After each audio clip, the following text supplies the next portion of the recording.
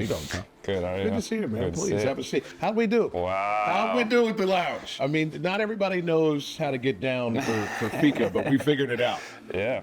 What is Fika exactly? Explain it to the folks and its cultural significance in Sweden. It's just like a little coffee break around 11, 12. Oh, perfect. You know, get a little break in between breakfast and lunch to have a cup of coffee, a little sweet treat, kind of get your day moving.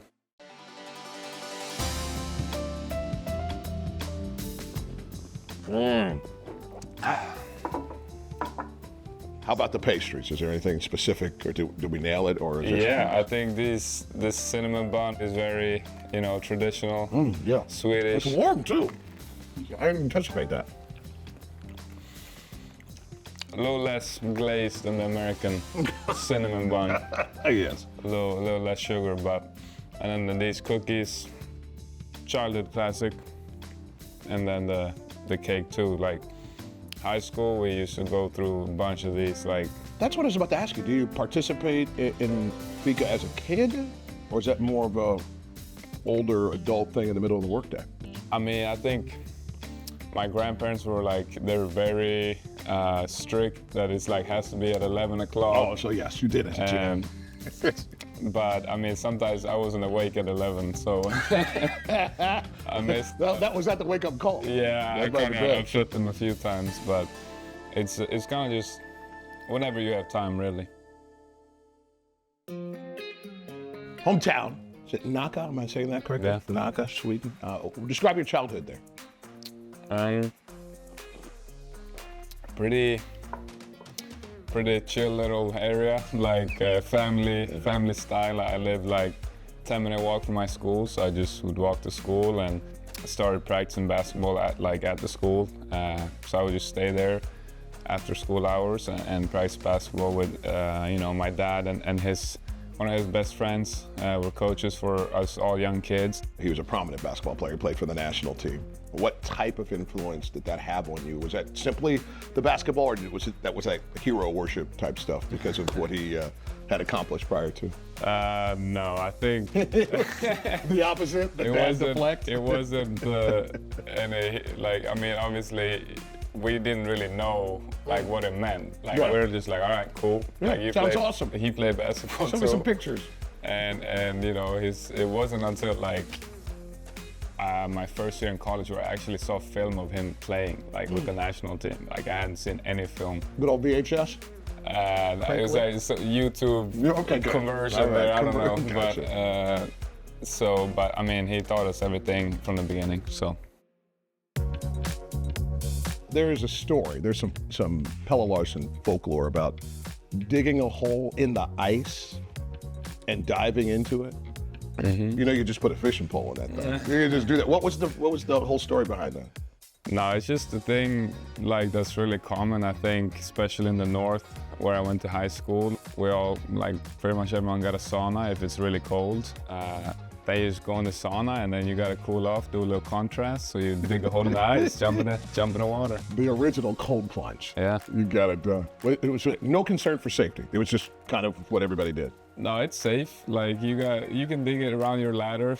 Usually in school we have training, like kind of how to fall through the ice and get back up. So Makes sense. yeah, it was safe.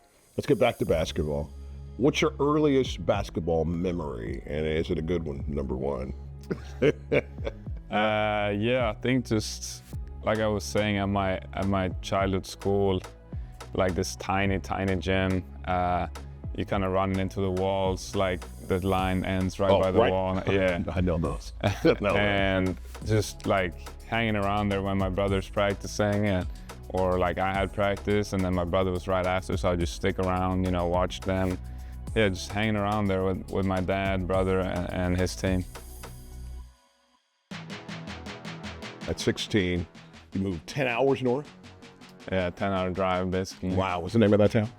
Luleå. Okay, and so you go far away from home, and what were those couple of years like? That adjustment at that age is never awesome initially. Nah, it was awesome. For you, it was. Listen, I moved at 13, and I thought it was the end of the world. Did, yeah, really? I'm 5 hours away in Ohio, and I was like, this is the worst. It ended up being the best thing ever, by the way. Cool, but I didn't know that initially. Yeah, no, it was some of the best years of my life, honestly, because awesome, man. It's a basketball academy in Sweden, so it's basically, you know, we have auditions or what do you call it, like tryouts, Yeah. and then they pick usually 5 girls, 5 guys from each year, and then you go to school there with like all the other regular students from the town too, and other sports. But yeah, we moved away when we were 16. We're all living in the same little towns. I was neighbors with all my best friends, and we're all living by our own in our own apartment. So like, it was a great time. Let's talk about how the international competition sets you up.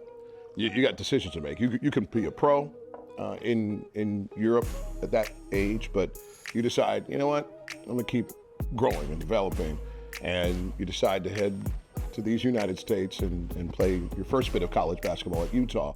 Yeah, I mean, pro usually starts like even earlier than college. Usually kids get recruited at like 15. I was playing with my national team under 18, and that's kind of how you get recruited as a European kid usually. Utah, they recruited me from there, and went there during COVID for my first year. Well, that had to be challenging because the world was basically closed and you're away from your family. Yeah. Walk us through how that transition worked for you. No, it was tough, especially in the beginning. It was so isolated. I was in dorm room, a little tiny dorm room by myself, thankfully right next to the facility, so I could just pop down, you know, run off some steam and whatever. But it was lonely because I was not used to being that far from my family for a long time, and I couldn't really do anything but watch the bubble. So that's what I was doing at the time. Yeah, I enjoyed that watch, by the way. That was a good time, till it wasn't. Let's talk about the transfer. You decide after 1 year it's time to, I guess, up the competition a little bit and head to Arizona. What went into that decision-making process? So at Utah, we kind of had a whole coaching staff change, and I knew obviously the brand of Arizona and what it meant to play there, and like it's a big stage, like college basketball, and very rich history with NBA players. Absolutely. So I was like, if they want me and they're bringing in, you know, new coach Tommy Lloyd, doing what he done at Gonzaga, that's gonna fit me perfectly. And also all the Europeans that are already there trying to like play the same way as me, kind of made it easier for me to adjust. So it was, for me, a no-brainer. Pelle Larsson, one-on-one in transition, draws the foul and one. Now that you've had a couple stops in the United States, what did you notice mostly about the cultural differences of being Swedish in America? I think when I first got here, I was like super Swedish, like you're not supposed to think that you're better than anybody, which is great, and I still, you know, live by that. But in basketball, it's a little bit different sometimes. You kind of gotta go out to kill more than regular life. Arizona looking to race up the floor. Wow. Pelle Larsson by himself. Making that mental switch when you're on the court to be more of a killer, and you know that American mindset of, you know, winning. Larsson launches a three and buries it. He is a player. You figured it out because you were the Pac-12 Sixth Man of the Year. And a steal for the Cats. Johnson in transition, the reverse lay-in off the feed from Pelle Larsson. You knew Showtime before we knew Showtime. Keyshawn Johnson was your teammate in college. It's very rare that guys who were in college together end up, I mean, particularly out of the blocks together, let alone at any point in their career. No, it's actually unreal, like how that worked out, and coaches told me like right away, this is the guy that's gonna help the whole team mix. Like he's gonna blend all the relationships, get people to talk to each other, and that's just the type of guy he is. Like outside the court, he's just very open, social, like welcoming to everyone, and then on the court, he's Showtime. It was such a fun time that last year, kind of ending it with him, and then taking that into here. And the Cats will do it again. Another big non-conference win. When did the barking start with him? Was that at Arizona or is that an NBA? No, I think that's the San Diego State thing. We Okay. don't take ownership of that. He brought that along. That's the Showtime thing. That's what I'm saying. He just kind of puts his fingerprint everywhere he goes in a positive way. It's awesome, isn't it? So after 3 years, couple conference championships at Arizona, you enter the NBA draft. What were your emotions like when you're like, okay, I went Utah, Arizona, and now I'm going to Miami? How's it going, Heat Nation? This is Pelle. I'm really excited to be part of the team and the organization and just happy to get to Miami and then on to Summer League. Not a lot of Swedish players get to get this opportunity, so I'm make sure I value it, work hard every day, and it's just dream come true, like I said. I was really happy. I mean, I was closer to home. The time difference, just 3 hours. Like when you're able to talk on the phone with your family and friends, it makes a huge difference. And then also coming to Miami, I knew like I've been here as a kid to the game. Like I've seen this franchise and what it stands for, and I was just like, I feel like Miami always kind of had little influences throughout my life the whole way, and then it was a full circle moment. If Miami gets a basket here on this possession, the game's over. Guarded by Pippen. Shot clock at 12. Ware with the screen. Larsson keeps the bounce. Running shot is good! And Miami wins it. Pelle Larsson gets it done for the Heat. Summer League championships. Yeah. And you have the last shot. Yeah. To make it all happen. Is that just awesome? It was actually a play for me to pass. But you learned the difference. You learned the difference when you left Sweden. You gotta change that mentality. What a month with these guys, such hard workers. We embodied the culture, and look what happened. That team was such a good start. It's tough to play Summer League. Like everyone got so much to prove and so much to show and want to get a job. The guys that we had that year like really just bought into the team and just made it more fun. 1, 2, 3, aside from that, what were some of the top highlights for you from your rookie campaign? Ooh, it's tough. I mean, there were a few goodies in there. Yeah, we had a good time. I think definitely the win in Boston is one that I come to mind at first. Larsson for three.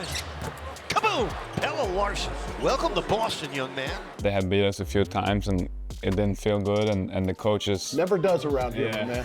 You own that, don't you? The coaches made sure we knew that. Yeah. So again, that win was like, all right, like we're here, like not to mess with. And I also got a lot of chances to show myself in that game, and it was just a lot of fun. Larsson down the runway, takes on Tatum and wins. Pelle Larsson exploding for that dunk. Oh, the Swedish hammer. Rebound Bona. Oh, and he's headlocked down by Pelle Larsson who commits the foul. Biggest lesson for you that you learned in your first year? I was being too aggressive and always trying to be like the super high energy guy. And, you know, the veteran guys caught me in that a few times, and more than a few times. So now I kind of just feel like I know a little bit more when to attack and when to back off on defense and offense too. I just kind of feel out the game a little bit better now than I did my first year. You came to a game and it was LeBron's black mask game? They were playing the Knicks, and I remember watching warm-ups, and Birdman made like 23s in a row in the corner. I was like, damn. And you know, that's just like, damn, these guys are good. Like, just to experience an NBA game live. Like I was just watching overseas from in the middle of the night or the next morning. At breakfast. So just to experience like the whole show, it's such a good like family event. The European games can be a little bit more rowdy and you know, that's family friendly. So it was great for our family. How surreal is it that you play in this place, a place that you were watching and maybe even coveting a little bit, and now this is your home court? Yeah, I mean, it's crazy how fast you kind of get used to things, and I'm trying to like take a step back and look from the outside a little bit more sometimes, but the season moves so fast, you just kind of have to, you know, do one thing, move on, get used to it. It's definitely now like coming back when you haven't been in the arena a while, you just you feel at peace, like you feel at home in this arena, even just after 1 year. I feel very good, very comfortable in. You noted a little earlier, you grew up with your grandparents. They're a little conservative. Swedes maybe a little reserved, but you've shed that a little bit. You show a little passion. You get fired up. You do some things. How did that develop in you?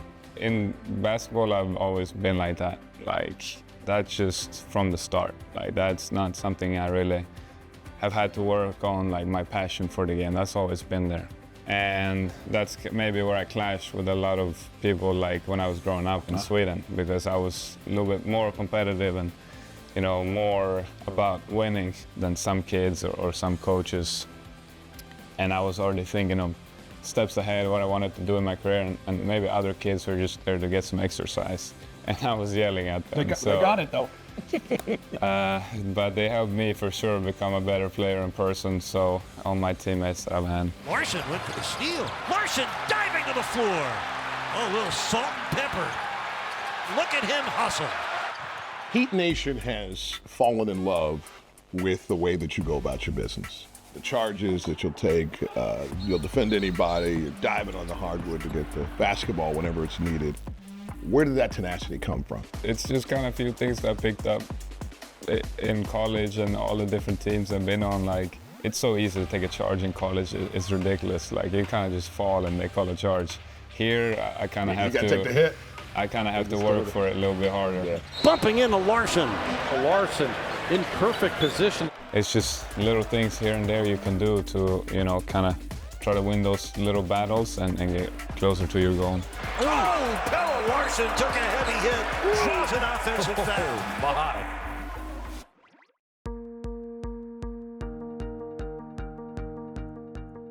Back to our Fika lounge. So Fika late morning, Cafecito hour, a little more afternoonish. Can you compare and contrast the two, except for the octane of Cafecito hitting you? Yeah, I think probably your sleep is a little bit better with Fika instead of Cafecito. Exactly. But I mean, here in Miami, you gotta stay up late. Yes, we do. The city goes to sleep late, so if you don't want to miss out, you need some Cafecito. Nighttime's the right time. After a year here, a year plus now, what are you enjoying most about life here in Paradise?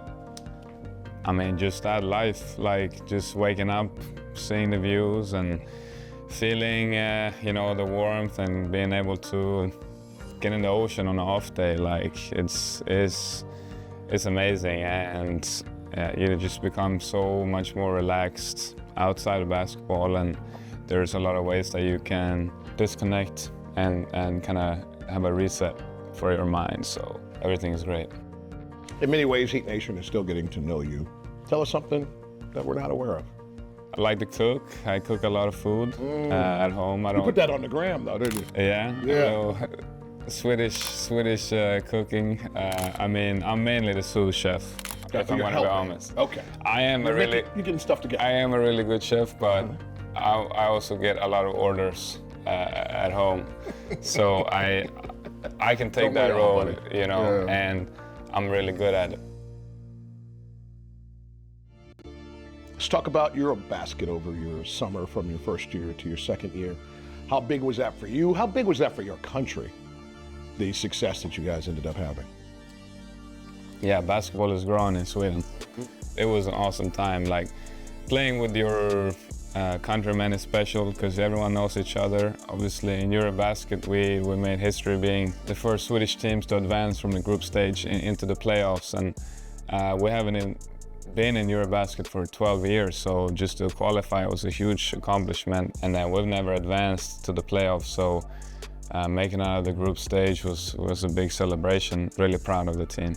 You had a special visitor. Your head coach showed up. Were you guys able to connect on a different level? He talked about not coaching you guys when he came to visit, that it was a very personal dynamic. How different was that aspect of your relationship with him? I kind of asked him for like one or two things, and he didn't really give me answers on coaching. I'll see you in the summer. Yeah. But it was more just getting to know each other outside the court, like talking family stuff. He came and had dinner with my family. How cool. Him and Adam Simon, and And then he came to the game and practice, and he's really, you know, respected in basketball. And for him to come to Sweden, we're growing, and him showing interest, that makes everyone like believe in us and stuff like that. So it was really great. Pelle, 3-ball, splash! Welcome back, Mr. Larsson. So here we are, season 2. What do you want out of it? I just want to win. That's the main thing. I got it out. What do you want, drive? I'm it. There we go. Good, step to the ball. Good, yep. That's it. Just go on it like it's my first year again, like do it all over again, and with the lessons I learned from the first one. And I'm sure that will help me to have a better year and just keep growing. Long hit ahead, Larsson able to score in transition. Let's knock on wood, let's go. 18 years in the future, you're wrapping up your career. Give me 2 answers here. Give me how you want to be remembered on the court, and how do you want people to talk about Pelle Larsson, the man, off the court? On the court, hopefully, you know, a champion. I've reached the highest level of basketball now, so I wanna, you know, try to conquer that too, and just be like, you know, a true champion that just does whatever it takes for the team to win. And in Sweden, I want to be remembered as, you know, not just a player, but like someone that helped the whole, you know, sport outside when I'm done playing, you know, kids, and growing the sport and being a role model, and be involved like with my time as well, not just helping out financially, just trying to be there and like really show my face and try to be, you know, present with the Swedish people. Awesome plan, my man. Hope you appreciate our Miami edition of Fika. Skål. Come on, man. No doubt. Man, way to bring me deep in the culture right there, my man. No ice hole diving for me, though. All right. I'm not as buoyant as I used to be. Thanks for your time, my man. Yeah, thank Appreciate you. it. Absolutely. I'm going to finish this right here, though.